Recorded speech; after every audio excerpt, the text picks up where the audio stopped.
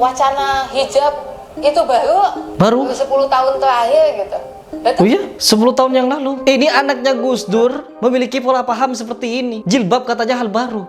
Intimidasi. Jadi saya memutuskan untuk tetap tidak berjilbab ini sebagai bagian dari perlawanan.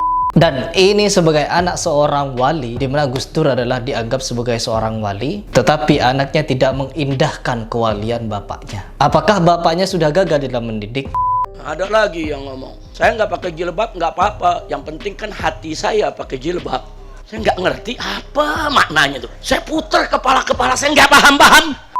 Bismillahirrahmanirrahim. Teman-teman, di video ini saya ingin memberikan tanggapan terhadap pernyataan dari anaknya Gus Dur, di mana anak-anaknya tidak ada yang berjilbab. Baik teman-teman, agar menjadi bukti dan menjadi pembelajaran bagi kita semua, saya akan mereaction salah satu video, di mana ada video dari anak-anaknya Gus Dur. Mereka mengaku memilih tidak berhijab karena alasan ini. Dan katanya mereka juga memiliki tafsir kepada Al-Quran. Sering dibilang bapak saya dibakar di di akhirat gitu deh gitu. Ya udah, kan pilihan. Ya udah pilihannya. Tentang apanya? Tentang kontroversinya? Tentang apanya? Tentang pilihan. Oh, tentang pilihan untuk tidak berjilbab. Pilihan tidak berjilbab. Pertama, masalah jilbab atau nggak jilbab, saya meyakini Iya. bahwa itu hanya permasalahan interpretasi terhadap apa yang tertulis di dalam Interpretasi. Al-Quran. Kita punya banyak sekali para ahli-ahli tafsir yang menyatakan pandangan-pandangan yang berbeda terhadap Pandangan berbeda. Dan pandangan berbeda. Jadi ada tafsir, dia mengatakan bahwa alasannya tidak berhijab karena mengikuti tafsir dari salah satu ulama. Jadi ada banyak sekali ulama yang berbeda pandangan mengenai tafsir dari perintahkan istrimu untuk berjilbab, menutupi aurat ya. Jadi menutupi aurat itu ada banyak sekali tafsir yang berbeda-beda, sehingga ada pula orang yang tidak berjilbab, perempuan-perempuan yang tidak ingin berjilbab karena mengikuti tafsir dari salah satu ulama, yaitu menurut kata ulama ini, kata ulama itu, namun sayangnya ulama tersebut tidak disebutkan siapa ulamanya, terus di kitab mana yang menafsirkan bahwa berjilbab bukan berarti menutupi rambut, tetapi memuliakan hati. Jadi tidak apa-apa tidak pakai jilbab, tetapi dengan syarat berhati mulia. Ada lagi yang ngomong, saya nggak pakai jilbab nggak apa-apa, yang penting kan hati saya pakai jilbab. Saya nggak ngerti apa maknanya tuh. Saya putar kepala saya nggak paham. Saya belajar puluhan tahun itu kalimat saya nggak paham, Ustaz Atik. Nggak apa-apa saya nggak pakai jilbab, yang penting hatinya pakai jilbab. Ini omongan apa begini saudara? Jilbab itu bagi perempuan kewajiban. Siapa yang perintah? Siapa yang perintah? Nah, kalau ada orang nggak mau pakai jilbab, berarti dia melanggar perintah siapa? Melawan siapa? Jadi kalau dia melawan Allah, saudara, berarti akhlaknya bagus atau tidak? Tidak, saudara. Terus berarti hatinya bagus atau tidak? Tidak, mana ada hatinya bagus. Maksudnya dia yang penting hati pakai jilbab. Mungkin dia maksud hatinya bagus, hatinya mulia. Dari mana datang hatinya mulia? Saudara, kalau perintah Allah dilawan, kira-kira jelas tidak? Jadi zaman sekarang ini ilmu aneh-aneh, saudara. Ilmu banyak yang aneh, saudara. Na'udzubillah min dzalik. Begitu. Oke, coba kita tonton lagi kira-kira argumennya apa atau bagaimana. buat saya jauh lebih penting adalah mengenai penghormatan terhadap perbedaan interpretasi. Saya sendiri gini, masih ingat ya Mbak, kalau tahun 80-an dulu itu jarang banget yang pakai jilbab. Dan orang yang pakai perempuan yang dulu memutuskan untuk pakai jilbab itu melakukannya untuk sebagai sebenarnya lambang perlawanan ketika Islam itu sangat ditekan oleh lambang perlawanan. Masa otoritarian dulu gitu lah. Lambang perlawanan.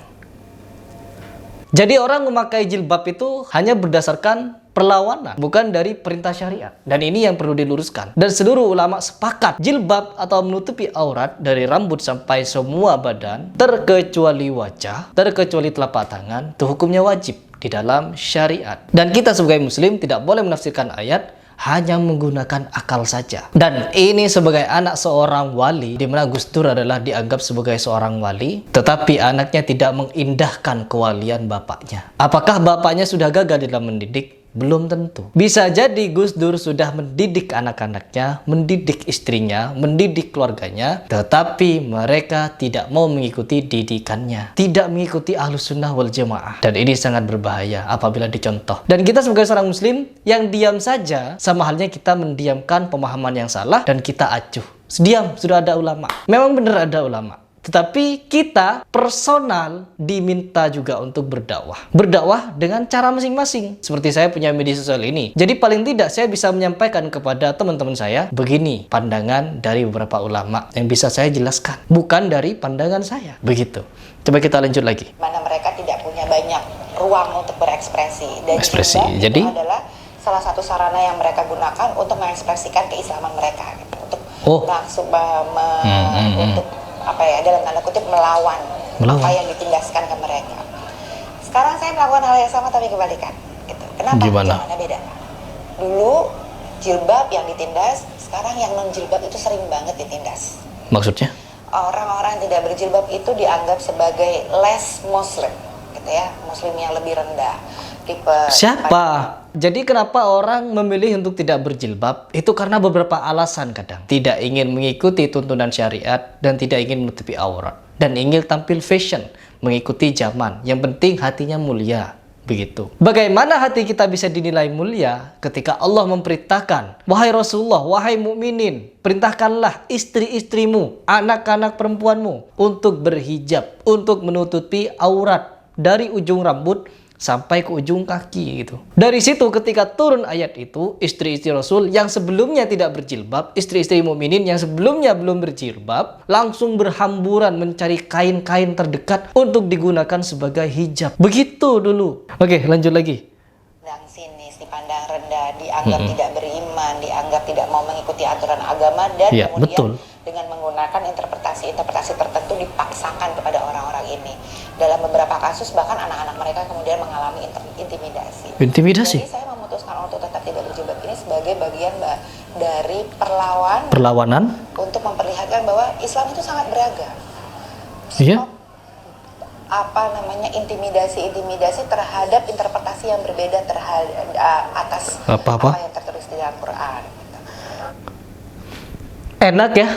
Enak kalau kita bisa mentafsirkan Al-Quran dengan hawa nafsu. Jadi bisa memelintir ayat. Jadi ayat bisa dipelintir-pelintir begitu. Sehingga apa? Muncullah persepsi-persepsi yang berbeda-beda. Sehingga orang memilih berjilbab ataupun tidak sama kok. Nanti juga akan muncul pandangan yang berbeda tentang disyariatkannya sholat. Mengingat Allah itu juga zikir sholat. Karena apa? Fa'budni wa aqimis sholat li dzikri. Yaitu maka sembahlah aku dengan mendirikan sholat untuk mengingatku. Begitu.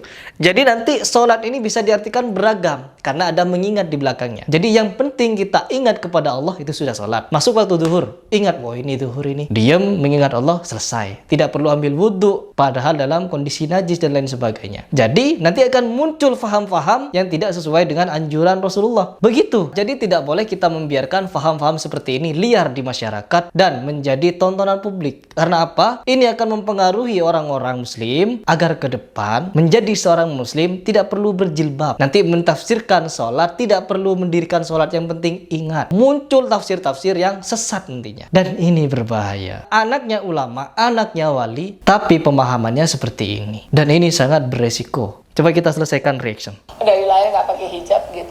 Dan dari lahir. Apa ya? Kan saya lahir di tradisi NU, di mana NU. dari kecil ya NU begini emang.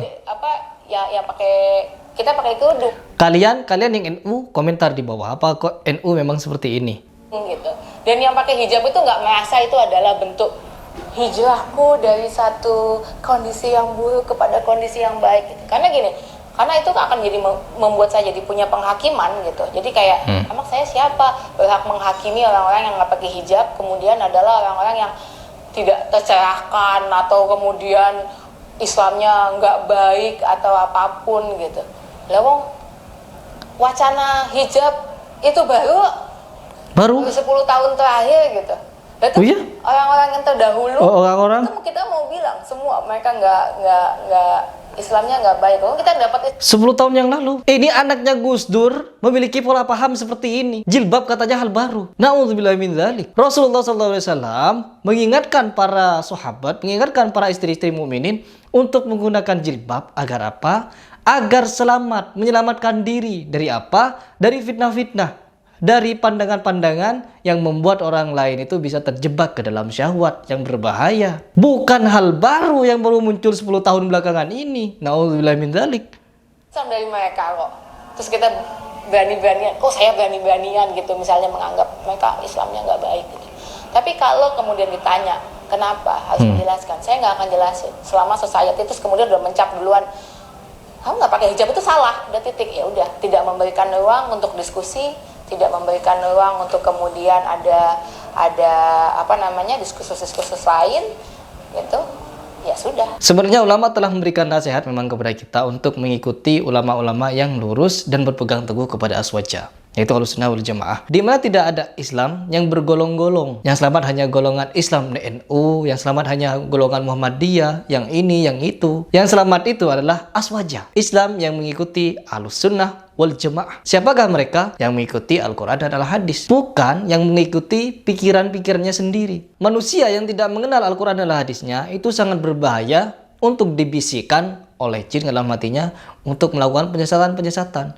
Jangankan kita, Syekh Abdul Qadir Al-Jailani saja digoda oleh jin. Khalid bin Walid digoda oleh jin. Ya, Abu Hurairah digoda juga sama jin. Semua umat manusia terbaik, jangankan kita yang tidak baik ini, umat terbaik saja digoda oleh jin. Jadi apabila ada orang-orang yang tidak bisa mengalahkan hawa nafsunya, tidak bisa mengalahkan pikirannya yang liar, dan tidak mau tunduk kepada syariat, itu adalah bukti bahwa mereka tidak sanggup melawan bisikan-bisikan. Yaitu bisikan dari jin atau bisikan dari hawa nafsunya. Dirinya sendiri. Di mana dirinya sendiri ini merasa kalau dirinya sudah menjadi yang terbaik tanpa mengikuti ulama.